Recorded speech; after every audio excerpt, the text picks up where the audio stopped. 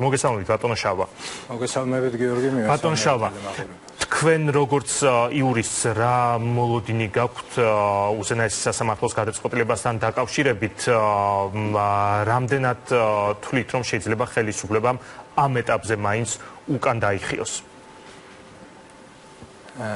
რა გითხრათ გიორგი, ძალიან ცუდი დასაწყისია სასამართლოს ის გადაწყვეტილება, რომ ჩვენს ქვეყანაში დემოკრატიის განვითარებისათვის ესოდეთ დიდი მნიშვნელობის ესოდენ მაღალი საზოგადოებრივი ინტერესის მქონე საქმეზე განხილვა ჩატარდეს ზეპირი მოსმენის გარეშე. ეს იმას ნიშნავს, რომ სასამართლო საზოგადოებას უხურავს კარებს, რათა საზოგადოებამ არ ნახოს და არ მოისმინოს თუ რა მსჯელობის შედეგად, რა მტკიცებულებებზე დაყრდნობით მიიღებს სასამართლო საქმეზე გადაწყვეტილებას.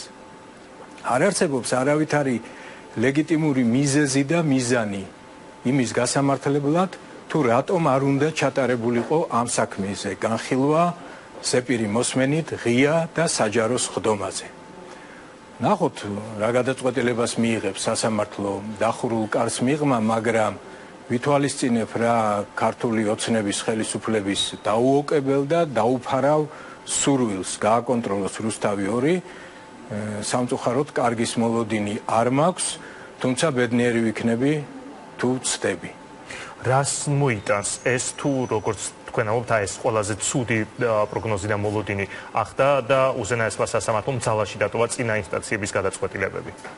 მოიტანს ძალიან ცუდს, ვინაიდან ხელისუფლება ხას უსვამს, რომ არავინ არ ცდილობს ჯერ ერთი თავისუფლებას, რა თქმა უნდა, სრულიად უარყოფენ, მაგრამ ამავე დროს საქმეზე საუბრისას ამბობენ, რომ არავინ არ ხურავს რუსთავი 2-ს, ისინი ამბობენ, რომ უბრალოდ კანონიერ მფლობელებს შესაძლოა დაუბრუნდეს არხი, თუ სასამართლო ამას ჩათვლის სამართლიანად.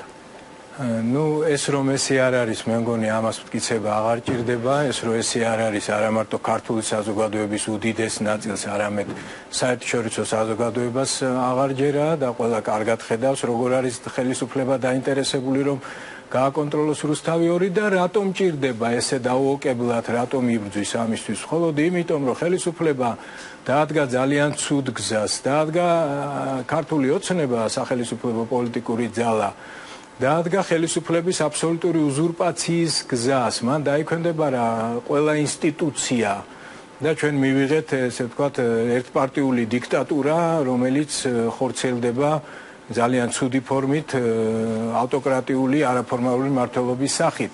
და ეს ყველაფერი რომ დაიფაროს და არ მოხდეს ამის მხილება, ამისთვის საჭიროა სრული კონტროლი მედიაზე.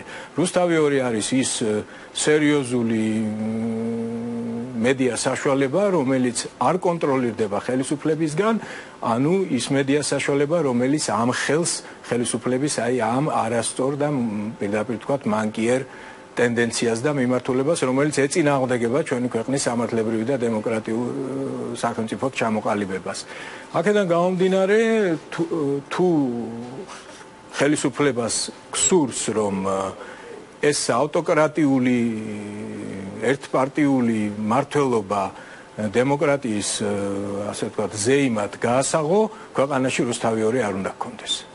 ამ მიზნიდან გამომდინარე, სწორედ იმიტომ, რომ არ მოხდეს ობიექტური ინფორმაციის გასვლა და მოხდეს სრული კონტროლი მედია სივრცეზე, სწორედ ამ მიზანს ეწირება რუსთავი 2-ის დამოუკიდებლობა. არსებობს თქვენი შეფასებით რაღაც არგუმენტები, რომლის გამოც შეიძლება ხელისუფლება მაინც საბოლოოდ უკან დაიხიოს, გაუწიოს ანგარიში თუნდაც საერთაშორისო ორგანიზაციების, დიპლომატების და სხვადასხვა ქვეყნების წარმომადგენელთა ჩვენი პარტნიორების დამოკიდებულებას ამ საკითხისადმი.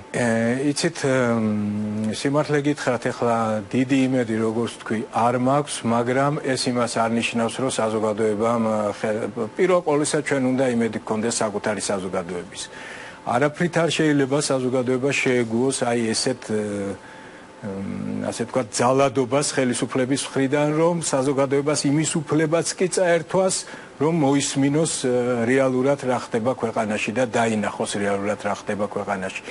აუცილებელია, ძნელი იქნება, მაგრამ აუცილებელია ყველა საშუალებით საზოგადოება დაირაზმოს პირდაპირ ამ ღია ფანჯრის ამ რეალური სარკის დიახ რომ ეს არ დაიხუროს ამისათვის მე არ ვიცი ხა რა გადაწყვეტილებას მიიღებს სასამართლო ვიმეორებ დიდი იმედები არ მაქვს მაგრამ ერთი მინდა გითხრათ რომ თავისუფალი დემოკრატები ყოველთვის მიუხედავად რა გადაწყვეტილება იქნება მიღებული ვიქნებით ხელისუფლებისაგან თავისუფალი მედიის და ამ შემთხვევაში რუსთავი ორის გვერდით დიდი მადლობა ეს ნამდვილად შემიძლია დაკვირდეთ დიდი მადლობა ბატონ შალვა შავგულიძე თავისუფალი დემოკრატებიდან გვერდებოდა პირდაპირ ეთერში და ახლა